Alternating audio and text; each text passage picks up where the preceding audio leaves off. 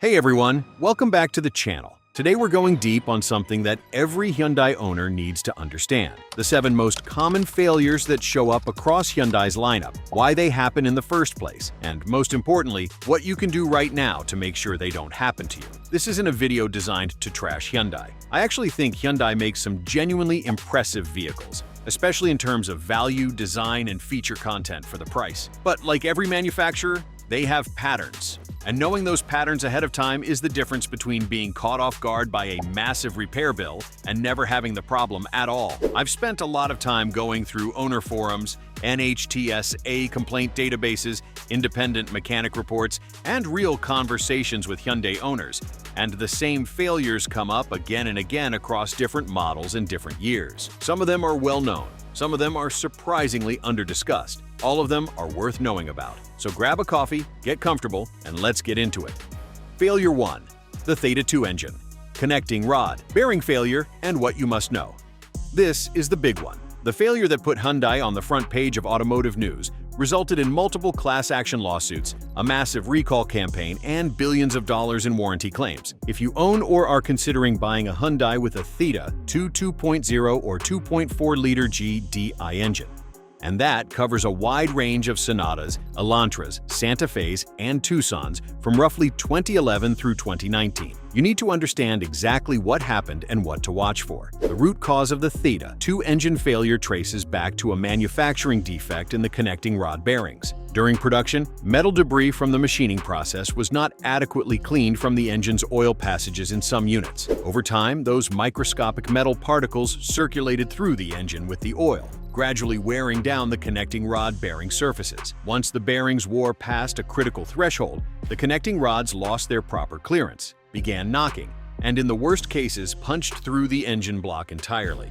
We're talking about catastrophic engine destruction, the kind where pieces of metal exit through the side of the engine.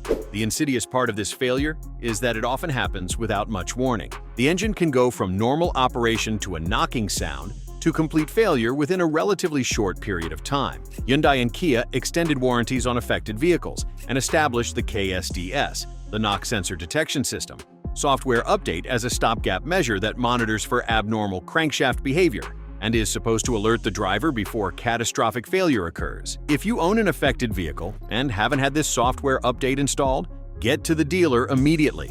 It's free, it takes about an hour, and it could be the difference between a warning and a destroyed engine. The best thing you can do proactively is maintain strict oil change intervals, 5,000 miles maximum, and closer to 3,000 if you do a lot of city driving or short trips. Use the correct viscosity oil specified for your engine. Check your oil level monthly and do not let it drop. Low oil pressure accelerates bearing wear dramatically. And if you ever hear a rhythmic knocking or ticking from the engine that wasn't there before, stop driving immediately and have it diagnosed. Do not wait on this one.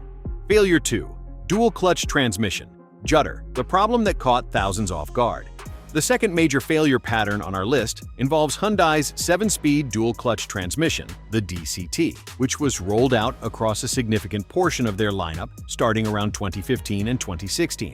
The DCT was designed to deliver fuel efficiency gains over a traditional automatic by using 2 separate clutch packs that pre-select the next gear while the current gear is still engaged.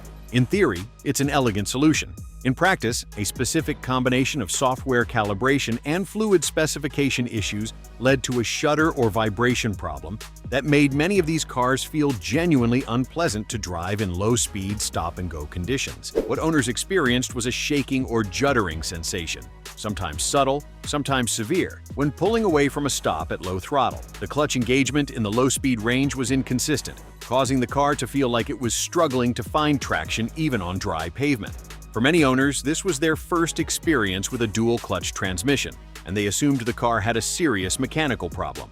In a significant number of cases, dealers initially told owners that this behavior was normal for a DCT, which was both inaccurate and infuriating. Hyundai eventually acknowledged the issue through technical service bulletins and extended warranty coverage on the DCT for affected models. The fix involved a software recalibration of the clutch engagement parameters combined with a DCT fluid change using an updated fluid specification. Many owners who went through this repair reported a dramatic improvement in low-speed behavior. The key to avoiding this becoming a serious problem for you is twofold. First, keep your DCT fluid fresh. Change it every 20 to 25,000 miles with the correct Hyundai DCT fluid. Second, if you notice shudder developing, don't wait and don't accept that's normal as an answer. Check the NHTSA database for your VIN, look for open TSBs, and push for the proper repair. If you made it this far, then consider liking this video, giving it a thumbs up, and subscribing to my channel. This helps me bring you more honest car advice. Failure 3. Hyundai's oil consumption problem. The silent engine killer. Excessive oil consumption is the third major failure pattern, and it's one of the sneakiest because it doesn't announce itself with a warning light or a strange noise, at least not until it's already caused damage.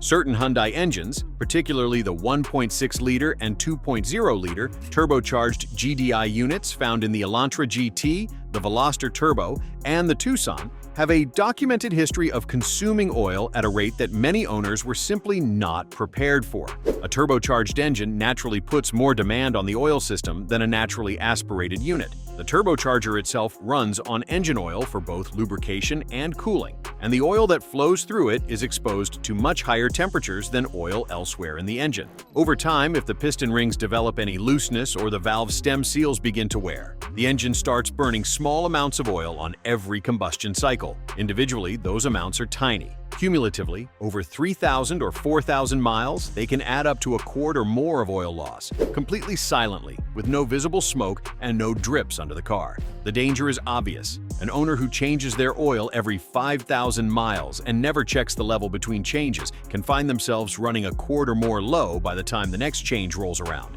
Running low on oil raises oil temperatures, reduces the oil film thickness at bearing surfaces, and accelerates exactly the kind of wear that leads to the connecting rod bearing failures we discussed in the first section. These two problems can compound each other brutally. The solution is simple but requires consistent habit. Check your oil level every time you fuel up. It takes 30 seconds. Get in the practice of making it automatic. If you find your engine is consistently low between changes, document it. Note the date, mileage, and how much you added. If consumption exceeds 1 quart per 1,000 miles, that's Hyundai's threshold for investigating an oil consumption concern under warranty. Have it checked. Don't just keep topping it off and hoping it gets better. Failure 4. Electrical gremlins and the infotainment system. Failures nobody warns you about.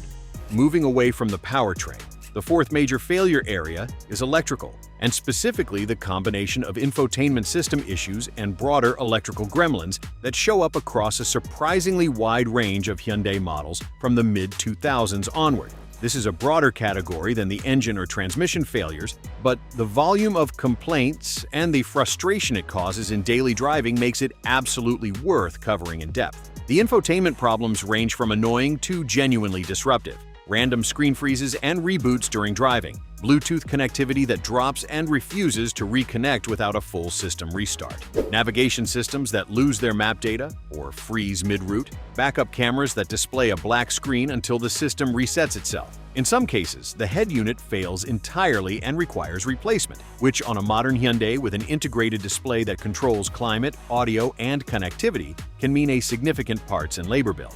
Beyond the infotainment unit, broader electrical issues include parasitic battery drain, where one or more modules fails to enter sleep mode properly and slowly kills the battery overnight, and various sensor failures that trigger warning lights for systems that are actually functioning correctly. The body control module in particular has been cited in owner forums across multiple models as a source of intermittent electrical complaints that are difficult to diagnose because the problems come and go unpredictably. The most effective defense against electrical issues in a modern Hyundai is keeping your software up to date. Hyundai regularly releases over-the-air updates updates and dealer-installed software patches that address known bugs in the infotainment and control module firmware. Many of the issues people experience with their head units freezing or misbehaving are actually software bugs that have already been fixed. The owner just never knew to go get the update. Check with your dealer about available software updates every time you go in for routine service. And if you're experiencing specific infotainment issues, search for the exact symptom plus your model year on the Hyundai forums before assuming you need a hardware replacement. Failure 5. Brake system premature wear. Why your pads are dying too fast.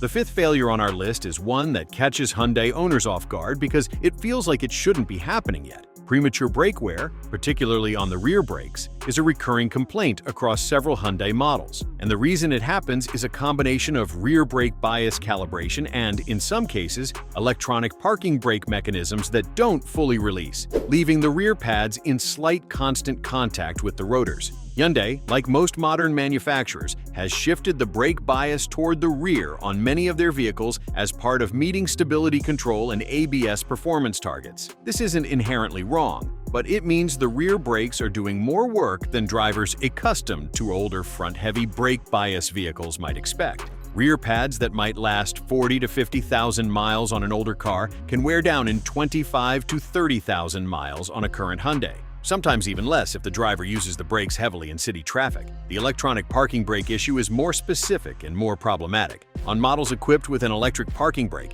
which includes the Sonata, the Santa Fe, and several other current models, there have been documented cases where the actuator motor or the control module causes the rear calipers to not fully release after the parking brake is disengaged. The brake drag is subtle enough that you don't feel it while driving, but the constant partial contact generates heat, accelerates pad and rotor wear, and can eventually cause the rotor to warp or the caliper to seize. The way to catch this early is to pay attention to uneven pad wear when you have your brakes inspected. If your rear pads are consistently wearing significantly faster than the fronts, mention this to your technician and ask specifically about caliper release and parking brake actuator function. Also take note of any unusual heat from the rear wheels after a normal drive. You can carefully place your hand near the wheel without touching it after parking and feel whether the heat is abnormally high compared to the fronts. And always check your brake fluid level and condition on a regular basis. Degraded brake fluid reduces caliper performance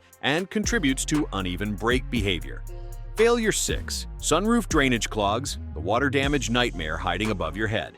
This one might seem minor compared to engine failures and transmission problems, but I'm putting it on this list because the consequences of ignoring it can be genuinely catastrophic, and it's almost entirely preventable with almost zero effort. Hyundai panoramic and standard sunroofs come with a drainage system, 4 drain tubes, one at each corner of the sunroof frame, that channel rainwater and wash water down through the body pillars and out underneath the car. It's a well-established system that works perfectly when the tubes are clear. And when those tubes clog, the results can be devastating. When a drain tube clogs with leaves, dirt, debris, or algae buildup, water that should be flowing out the bottom of the car instead backs up and overflows into the headliner. From there, it follows the path of least resistance, which is typically into the A-pillar or B-pillar wiring harnesses, down into the footwells, and in the worst cases, directly onto the body control module or the fuse box. Water damage to automotive electronics is notoriously difficult to diagnose, notoriously expensive to repair, and often not covered by standard warranty because it's classified as owner neglect once the drainage system is found to be clogged. Hyundai panoramic sunroof-equipped models, the Santa Fe, the Palisade, the Tucson, and others, are particularly susceptible simply because the panoramic glass covers a larger surface area, collects more water, and puts more volume through those drain tubes. If you park under trees, or if your car sits outside in areas with heavy leaf fall or pollen seasons, your drain tubes are working harder than average and are at higher risk of blockage. Preventing this is almost comically simple. Once every 6 months, open your sunroof and pour a small amount of water directly into the front drain channels. They're the small slots visible at the front corners of the sunroof frame. Watch underneath the car near the front doors to confirm water is draining out. Then, do the same for the rear channels. If water doesn't come out within a few seconds, the drain is blocked and needs to be cleared with a thin, flexible wire or a can of compressed air before water backs up and causes interior damage. 30 minutes, twice a year. That's all it takes to avoid potentially thousands of dollars in water-damaged electronics. Failure 7. Timing chain stretch, the ticking clock inside your engine. The seventh and final failure on our list is one that has been gaining more attention as the affected vehicles age into higher mileage territory. And it's one that owners of certain Hyundai models need to take very seriously. Timing chain stretch and timing chain tensioner failure has been documented across several of Hyundai's turbocharged four-cylinder engines, particularly the 1.6-liter turbocharged unit used in the Elantra, the Veloster, and the Tucson. And the consequences of a timing chain failure are about as serious as engine problems get. The timing chain connects the crankshaft to the camshafts and keeps the entire valve train synchronized with the pistons. As long as that synchronization is maintained within precise tolerances, everything works. When the chain stretches, which happens gradually as the link pins and guide surfaces wear, the timing relationship between the crank and cams drifts. The engine management system can compensate for a small amount of drift, but beyond a certain threshold, the engine begins throwing timing-related codes, runs rough, loses power, and eventually the chain can slip a tooth or jump entirely. A timing chain that jumps on an interference engine, which Hyundai's turbocharged units are, causes the pistons to contact the valves, and that means bent valves, damaged pistons, and an engine that requires either a very expensive rebuild or full replacement. The early warning sign of timing chain stretch is a rattling or chattering noise from the engine on cold startup, particularly in the first few seconds before oil pressure fully builds. The chain is at its noisiest when oil hasn't yet fully circulated to the tensioner, and a stretched or worn chain with insufficient tension will rattle audibly against its guide. If you hear this and it goes away after 10 or 15 seconds of running, don't dismiss it as the engine just being cold. That noise is telling you something important, and you should have the timing chain inspected before the situation progresses. The primary prevention for timing chain stretch is, once again, religious adherence to oil change intervals with the correct oil viscosity. The timing chain tensioner is hydraulically actuated by oil pressure. Degraded oil, low oil level, or the wrong viscosity oil all reduce the effectiveness of that tensioner and allow chain slack to develop. Some owners of affected turbocharged Hyundai models have found success by shortening their oil change interval to 4,000 miles and switching to a full synthetic oil with high film strength. This keeps the tensioner operating at full hydraulic effectiveness and slows the rate of chain wear significantly. If your Hyundai has a turbocharged engine and is approaching or past 80,000 miles, it's worth having a trusted mechanic listen specifically for cold start chain noise during your next service visit. Proactively replacing a worn timing chain and tensioner before failure is painful in terms of cost. It's a multi-hour labor job, but it's a fraction of what an engine replacement costs if the chain jumps. This is one of those cases where spending money on a known issue before it becomes a catastrophic issue is absolutely the right financial decision. The bottom line, being a smart Hyundai owner is a superpower. Here's the honest truth I want to leave you with. Every single failure we talked about today, the engine bearing issues, the DCT shutter, the oil consumption, the electrical gremlins, the brake wear, the sunroof drains, the timing chain, all of them share something in common. They are either entirely preventable with proactive maintenance, or they are dramatically less damaging when caught early. None of them are automatic death sentences for your Hyundai. None of them mean you made a bad choice buying the car. They mean you need to be an informed, attentive owner rather than a passive one. The Hyundai owners who get burned by these failures are almost always the ones who are operating on the assumption that modern cars take care of themselves, that the maintenance schedule in the owner's manual is conservative, that warning signs can wait until the next scheduled service. Modern cars are incredibly sophisticated, but that sophistication makes them more sensitive to neglect, not less. A 10-minute oil change delay that might have been harmless on an engine from 20 years ago can have real consequences on a high-compression, direct-injected, turbocharged engine with tight bearing tolerances and a hydraulic timing chain tensioner. Know your car. Know the known issues for your specific model and year. Check the NHTSA database regularly for recalls and technical service bulletins. Keep your fluid change intervals tight. Check your oil level monthly. Listen to your car and notice when something sounds or feels different. And build a relationship with a mechanic you trust. Ideally, one who has real experience with Hyundai and Kia vehicles, so that when something does come up, you're not starting from scratch trying to find competent help.